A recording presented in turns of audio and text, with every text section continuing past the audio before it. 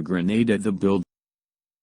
Welcome back to Season 2. Last time, Dylan threw a grenade at the building, making his team lose. Let's go to the elimination room. Hello, I am MJ. I will be the co-host for today's elimination. Let's display the votes. And Dylan is eliminated at 6 votes.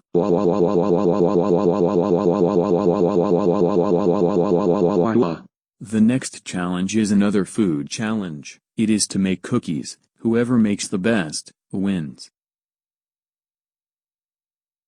Time's up. Assistants, you are up first.